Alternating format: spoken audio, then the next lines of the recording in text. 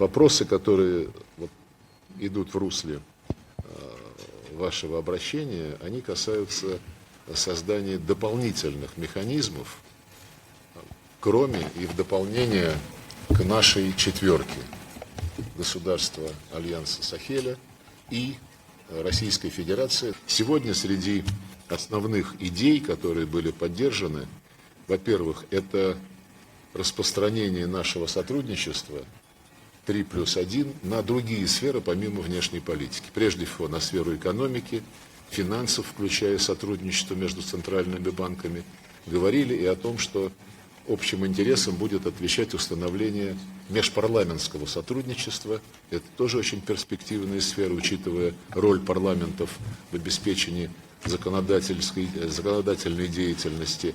Говорили о том, как мы будем использовать механизмы нашего сотрудничества в Организации Объединенных Наций, в том числе взаимодействие в рамках группы друзей в защиту Устава ООН. Это весьма актуальный формат, учитывая попытки наших западных коллег постоянно либо подрывать основополагающие принципы Устава, нарушать их, либо толковать отдельные статьи Устава в свою пользу выборочно от случая к случаю. В целом, хочу сказать еще раз, поставленный вами вопрос о механизмах нашего сотрудничества, он обретает особое значение в ситуации, когда нужны не столько декларации, сколько практические действия по защите суверенитета участвующих в процессе нашего сотрудничества государств.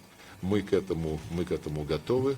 Мы заинтересованы в том, чтобы этот наш формат подавал пример другим странам, которые хотят на основе не чьих-то пожеланий, не чьих-то требований, а на основе своих национальных интересов искать договоренности равноправные, взаимовыгодные в рамках международного сотрудничества. Эволюция геополитическая, наверное, происходит во всех частях мира.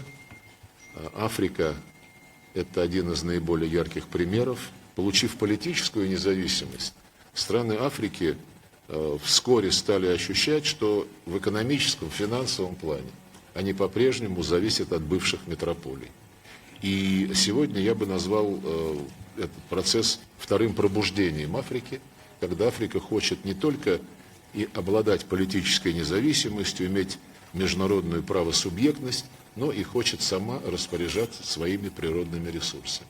И сегодня, когда эта тема становится одной из ключевых в позиции Африканского союза, других региональных организаций на африканском континенте, наши компании, наше государство, наши соответствующие экономические и финансовые структуры готовы активно помогать нашим африканским друзьям двигаться в этом направлении. Многое уже сделано, но предстоит сделать еще больше. Работа большая, и мы к ней готовы. Les perspectives pour nous s'annoncent assez prometteuses. Du reste, cette rencontre se tient justement sur ces fondations qui ont été tracées. Et c'est des signaux que nous avons une coopération qui fonctionne et qui marche très très bien. Et je me réjouis d'ailleurs de voir qu'aujourd'hui, dans le domaine de la communication, il y a la signature d'un mémorandum entre les presses de la Fédération de Russie et celle de la Confédération des États du Sahel. Donc je dirais que nous avons une coopération assez dynamique qui est articulée autour des domaines mutuellement bénéfiques qui ont été identifiés comme secteurs porteurs pour les deux entités. La Russie a fait partie de ces partenaires qui sont restés quand d'autres partaient. Des partenaires qui ont tendu la main quand d'autres essayaient plutôt de maintenir un format qui ne permettait pas aux États du Sahel de s'en sortir. Et donc je pense qu'elle a joué un rôle majeur, non seulement au niveau bilatéral avec chacun de nos États, mais au niveau de la Confédération, la Russie a été aussi l'un des acteurs à avoir reconnu l'Alliance des États du Sahel comme acteur majeur, non seulement au niveau politique, mais aussi comme un partenaire avec lequel il faut désormais compter. Nous avons eu beaucoup d'échanges sur plusieurs questions et nous continuons toujours de maintenir ce cadre de dialogue ouvert, sincère et permanent. Et c'est ce que nous avons toujours souhaité dans le cadre donc de notre coopération avec les autres entités.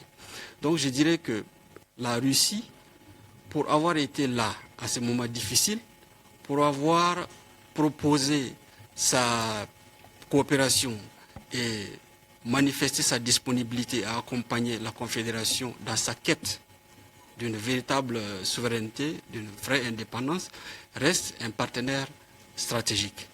Et les mécanismes et les instruments que nous mettons en place démontrent à souhait que nous nous sommes inscrits dans une démarche innovante qui accorde plus la place à nos aspirations, la Russie étant là pour accompagner.